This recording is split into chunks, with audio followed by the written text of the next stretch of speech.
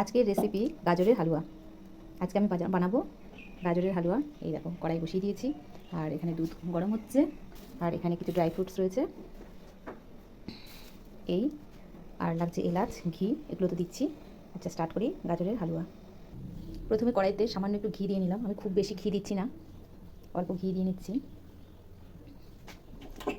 সবথেকে মজার ব্যাপার হলো, আজকে তো ইন্টারনেট, ইউটিউব দেখে আমরা এখন তো গাজরের হালুয়া জানছি। আমরা ছোটোবেলায় জানতাম না দিয়ে গাজর দিয়ে যেরকম একটা সুস্বাদু রেসিপি তৈরি হয়। তো একটা গল্প বলি।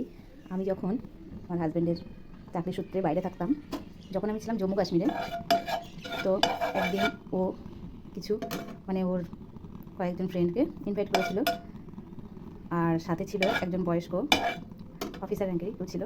যাই হোক, ওনারও ফ্যামিলি ছিল। তো ওরা খেতে চেয়েছিল গাজরের হালুয়া। আমি তো সেই টাইমে ঠিকমতো রুটিটাই করতে পারতাম না, গাজরের হালুয়া তো অনেক দূরের কথা, আর ফোনও ছিল না যে দেখে করবো। আন্দাজে ঠিক পায়েস যেমন করে গাজরটাকেও কেটেছিলাম বটি দিয়ে। এখন খুব হাসি পায় মনে পড়লে। তো আমি ওইরকমভাবে করে দুধ দিয়ে জাল দিয়ে যেমন পায়েস করে ঠিক ওইরকমই করেছিলাম। ওনারা খেয়েছিল, কিন্তু ওই যে ম্যাডাম আমাকে খুব ভালোবাসতো, উনি আমাকে বললো যে, প্রীতি, তোমাকে আমি একদিন গাজরের হালুয়া করে খাওয়াবো আর তোমাকে শিখিয়ে দেবো। তো ওনার কাছ থেকে আমার শেখা এই রেসিপি। ওনাকে তো আর পাইনি, ওনারা থাকেন হরিয়ানাতে থাকেন। আর আমার নাম হচ্ছে শম্পা, কিন্তু আমাকে বাইরে শম্পা উচ্চারণটা ওরা ঠিকঠাক করতে পারে না, যার জন্য আমার ওইখানে নাম হয়েছিল প্রীতি। আমি যেখানে থাকতাম কোয়ার্টারে, ওরাই আমার নাম দিয়েছিল প্রীতি। তো ওই আন্টি আমাকে খুবই ভালোবাসতো, আর ওনার থেকেই শেখা এই রেসিপিটা। এখন তো আমরা সবাই ইউটিউব খুলে দেখতে পাচ্ছি, কিন্তু সেই টাইমে আমি করতাম এসে এই রেসিপিটা। তো আমাদের বাড়ির সবাইকেও খাইয়েছিলাম, খুব পছন্দ করেছিল। আমি বানাই এখন, প্রত্যেক শীতেই বানানো হয়। আজকে আবার বানাচ্ছি। প্রিয় মানুষদের জন্য ভালো কিছু বানাতে তো ভালোই লাগে, আর বানিয়ে খাওয়ানোর আনন্দই আলাদা। আজকে শুরু করছি রেসিপিটা। প্রথমে ঘিয়ের মধ্যে তেজপাতা আর একটু এলাচ দিয়ে নিলাম। এবার এই গ্রেট করে রাখা গাজরটা দিয়ে দেবো। তখন তো বটিতে করেছিলাম, জানতাম না, কিন্তু গ্রেট না করলে এটা সুন্দর হবে না, গ্রেট করে নিতে হবে সুন্দর করে। এটা আমি এবার কড়াইতে দিয়ে দেবো।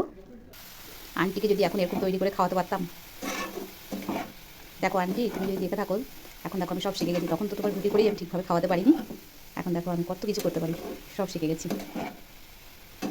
এখন ভাবলেও হাসি লাগে। সেটাই আমি গাজর বটি দিয়ে কেটেছিলাম আর দুধের সাথে কোটাচ্ছিলাম। কিছুতেই দুধ কী করে ওটাকে আমি আনবো সেটাই আমি বুঝতে পারছিলাম না, কী করে ওদের খাওয়াবো সেটাই ভাবছিলাম, যে আমার ওই রুটি ওরা খাবে কী করে। দিন পাল্টায়, সময়ের সাথে সাথে সব কিছু পরিবর্তন হয়ে যায়। এবার এটা নাড়তে থাকবো ভালো করে, তাহলে কী হবে, ওই গাজরের যে একটা গন্ধ সেটা দূর হয়ে যাবে। খুব সুন্দরভাবে গাজরটাকে একটুখানি ভেজে নেবো। ভাজাতেই অনেকটা সেদ্ধ হয়ে যাবে গাজরটা। সুন্দরভাবে ভাজা হয়ে গেছে, পরিমাণটা দেখো অনেকটা কমে গেছে। এবার আমি এর মধ্যে চিনি দিয়ে দেবো। অনেকে দুধটাও আগে দেয়, কিন্তু আমি এর মধ্যে আগে চিনিটা দিয়ে দেবো। এবার আমি এর মধ্যে দিয়ে দিলাম পরিমাণ মতো চিনি।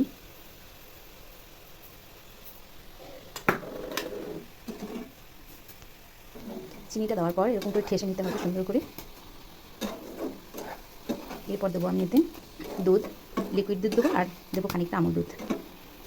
এবার আমি এর মধ্যে দিয়ে দেবো কিছুটা লিকুইড দুধ, যেটা গরম করে রেখেছিলাম।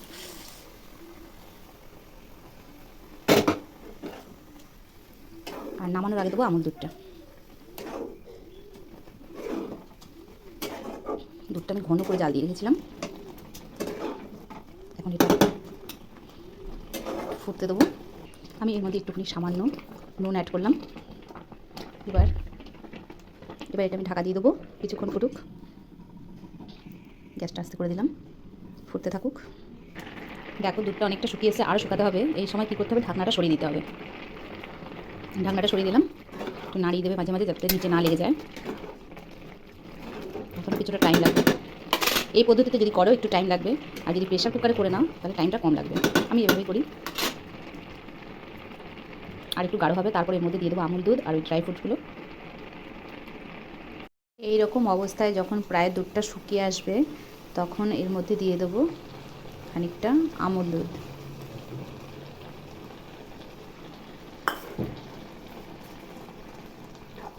এটা না দিলেও হয়, কারণ আমি দুধটা ওখানে অনেকটাই ঘন করে জাল দিয়ে সেই দুধটাই দিয়েছিলাম এর মধ্যে।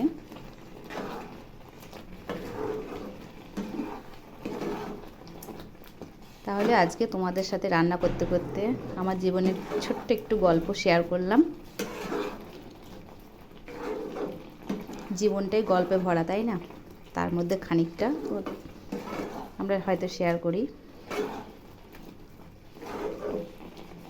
এটা হতে থাক, নামানোর আগে ওই ড্রাই ফ্রুট আর ইয়েটা দেবো, এই ঘি। খানিকটা ঘি এর মধ্যে দিয়ে দেবো। এখনও আরেকটু হবে, কালারটা ছাড়বে, যত ড্রাই হবে কালারটা ছাড়বে।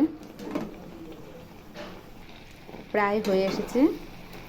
এবার আমি এর মধ্যে দিয়ে দিচ্ছি কাজু, কিশমিশ আর কাঠবাদাম। সত্যি দিন কেমন করে কেটে যায়। আজকে আমার অপারেশনের 1 মাস, আজ 1 মাস হলো। সেই দিনটা কেমন ছিল, আজকে দেখো উঠে দাঁড়িয়ে তোমাদের সামনে রান্নাও পরিবেশন করছি। দিন কেটে যায়।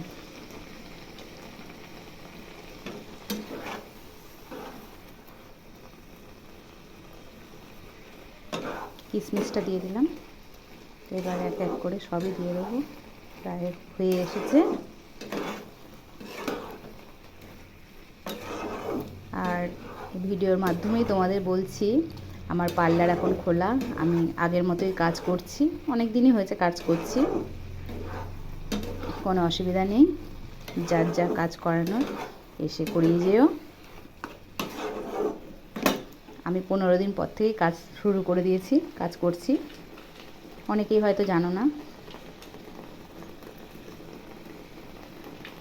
কাজ করছি, তোমরা এসে কাজ করিও।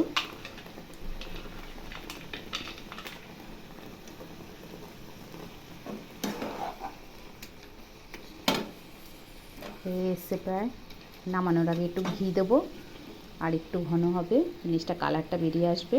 তাহলে গাজরের যে কালারটা, সে কালারটা বেরিয়ে আসবে। আর একটু হবে।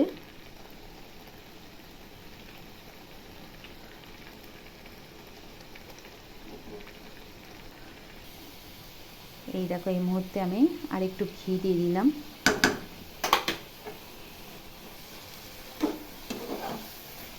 এই সময় লেগে যাওয়ার চান্স থাকে, একটু ঘন ঘন নাড়তে হবে।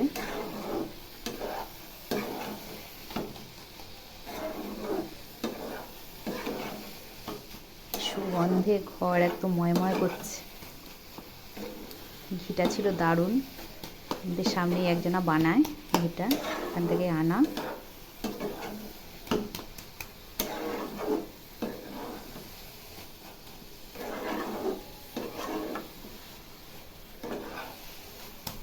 আর এই গাজরটা হচ্ছে আমাদের নিজেদেরই জমির। একদিন দেখাবো তোমাদের।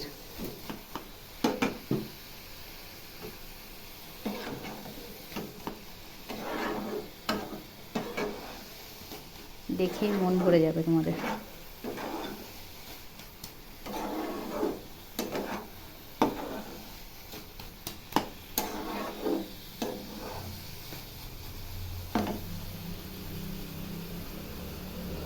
আর একটুখানি, আর মিনিট 5 টাইম লাগবে, তারপরে রেডি হয়ে যাবে। নামিয়ে দেখাচ্ছি। লাস্ট পর্যন্ত এমন আসবে যাতে এর ভেতর থেকে কোনো রকম জল না কাটে, একদম ড্রাই করে নেবে। যতটা পারবে ড্রাই করে নেবে, তবে এর স্বাদ আসবে।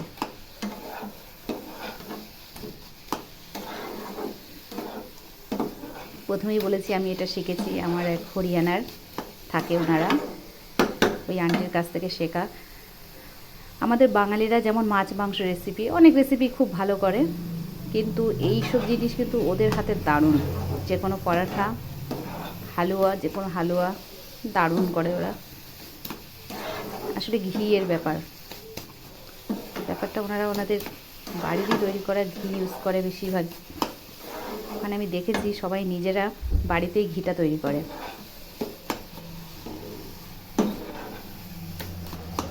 দুধ ঘিটাই তো ওখানে বেশি ব্যবহার করে ওরা।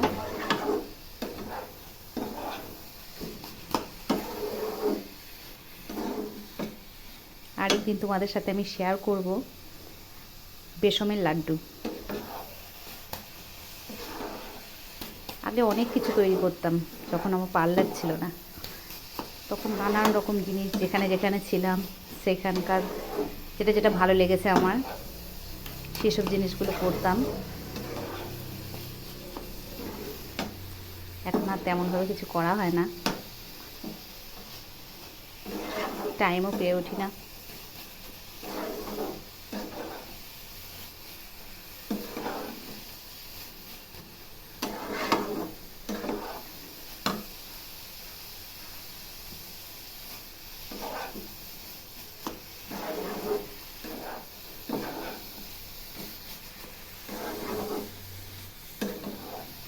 এবার হয়ে আসছে, নামিয়ে নিই। এই দেখো পুরো একদম কোনো রকম জল বেরোবে না এর থেকে, দেখো।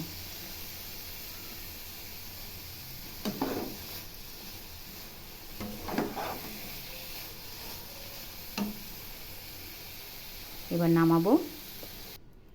এই দেখো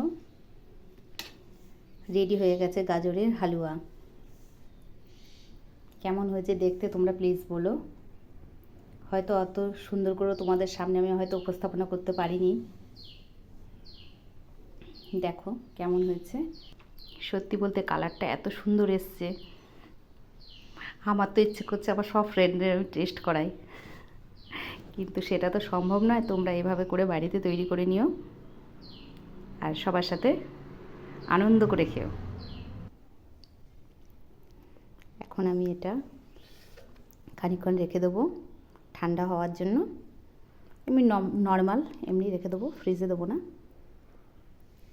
এইভাবে করে তোমরা ফ্রিজে রেখেও খেতে পারো, খুব ভালো। এখন তো গাজরের টাইম, বাড়িতে বানিয়ে খাও, খুব ভালো লাগবে। দেখো। ওকে ফ্রেন্ড, টাটা। কমেন্ট করে জানিও কিন্তু সকলে কেমন লাগলো।